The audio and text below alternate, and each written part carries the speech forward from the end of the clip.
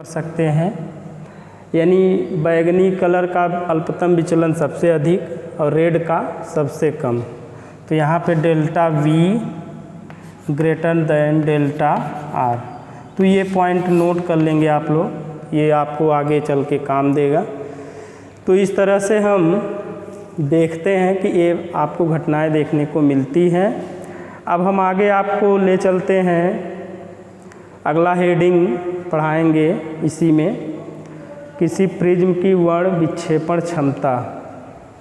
तो इतना नोट कर लीजिए।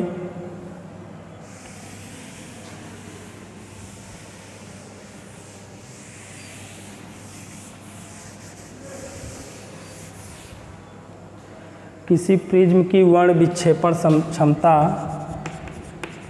किसी प्रिज्म की वर्ण विक्षेपण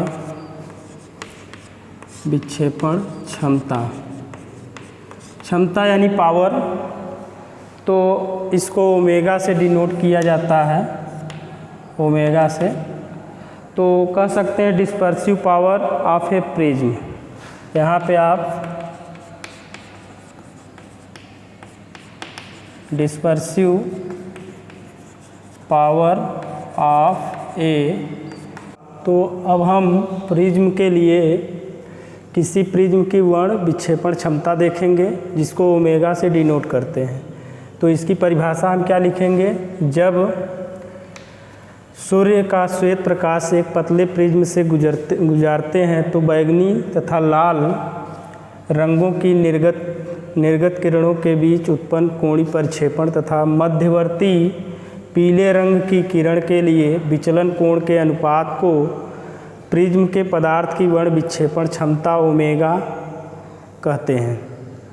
अब हम यहाँ पे थोड़ा देखेंगे, ये प्रिज्म है, अगर हम श्वेत प्रकाश डालेंगे इस पे, तो श्वेत प्रकाश जैसे ही डालते हैं तो वह 7 रंगों में विभक्त होता है। तो सबसे पहले आपका यानी यहाँ पे बैगनी, फिर इसी तरीके से बैनी या पिनाला के रूप में, विवग्योर के रूप में प्राप्त होता है। तो सबसे पहले बैगनी, फिर रेड होगा अंत में। तो बैगनी और रेड के मध्य में एक रंग होगा येलो कलर का।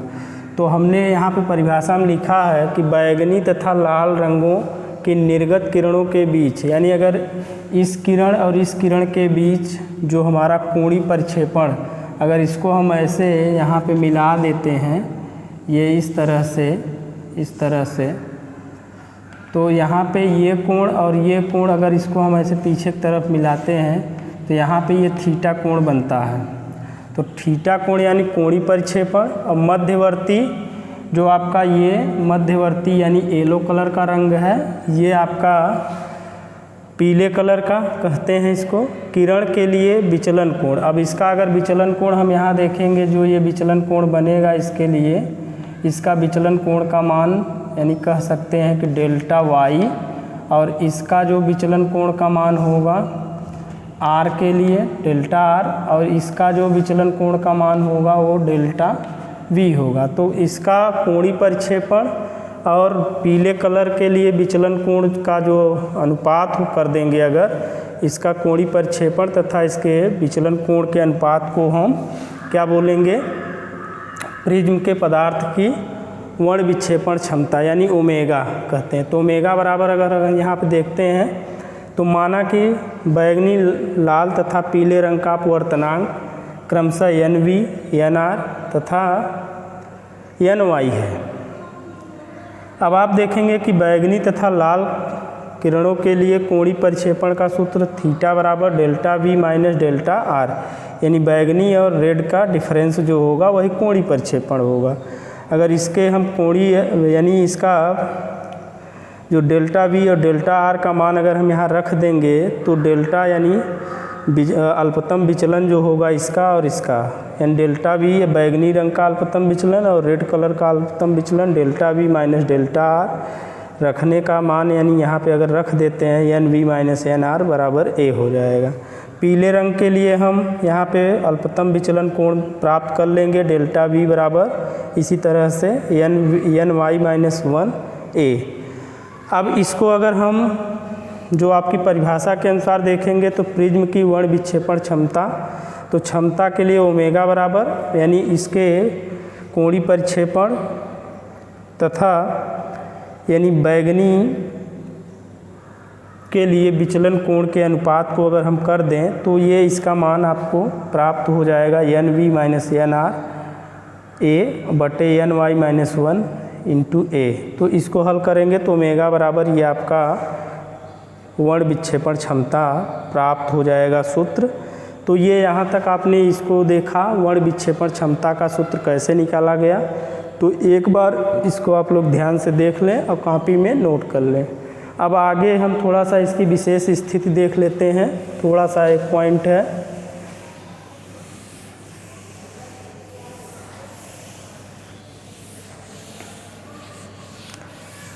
विशेष स्थिति में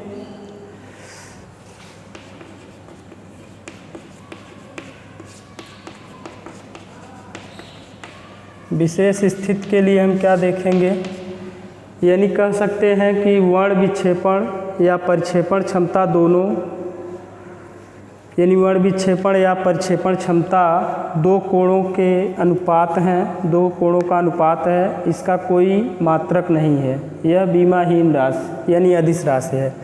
तो यहाँ पे आप इसको लिख सकते हैं। तो यहाँ पे लिख लेंगे वर्ण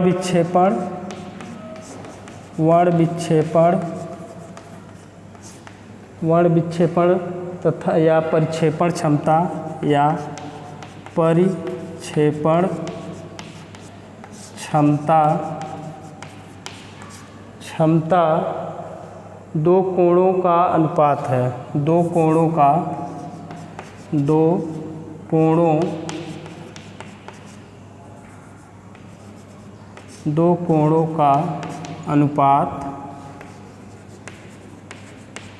अनुपात है। और आगे इसमें हम देखेंगे कि इसका कोई मात्रक नहीं होता, इसका कोई मात्रक नहीं होता है। और इसमें यह बीमाहीन अदिश राशि है, यह बीमाहीन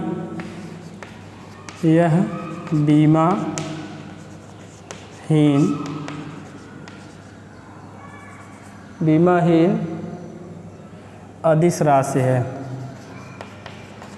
अदिश राशि है। तो अब हम यहाँ तक अगर जान गए हैं तो इसी पर हमारा वर्ण विक्षेपण क्षमता समाप्त होता है। अगर जो हमारे आँख के देखने की क्षमता के लिए अगर हम सूत्र ज्ञात करते हैं तो उसका वर्ण विक्षेपण क्षमता, जैसे हमारे आँख का जो क्षमता होता है वो, यानी आपका कह सकते हैं कि ये यही कलरों को बैगनी, रेड और येलो को अधिक से अधिक, ज़्यादा से ज़्यादा हमारा आँख सुग्राही होता है पहचानने के लिए। तो उसके लिए हम एक सूत्र वर्ण विक्षेपण क्षमता का सूत्र लिख लेते हैं, ओमेगा बराबर NF माइनस NC और बटे ND माइनस 1। तो यहाँ पे NF, NC और ND क्या है इसको आप लोग देख लेंगे, ज़रा सा ध्यान दे देंगे। NC जो है आपका, NF जो है आसमानी हरा है के लिए अपवर्तनांक है, यानी आप यहाँ पे नोट कर लेंगे। NF जो है, NF आसमानी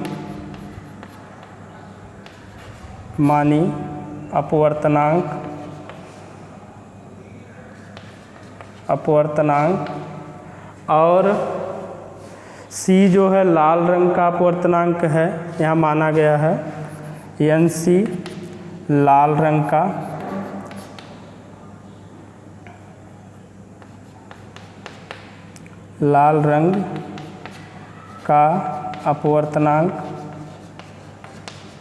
अपवर्तनांक और ND जो है आप कह सकते हैं, ND जो लिखा हुआ है वह आपका सोडियम यानी पीले रंग का अपवर्तनांक, यानी पीले रंग के लिए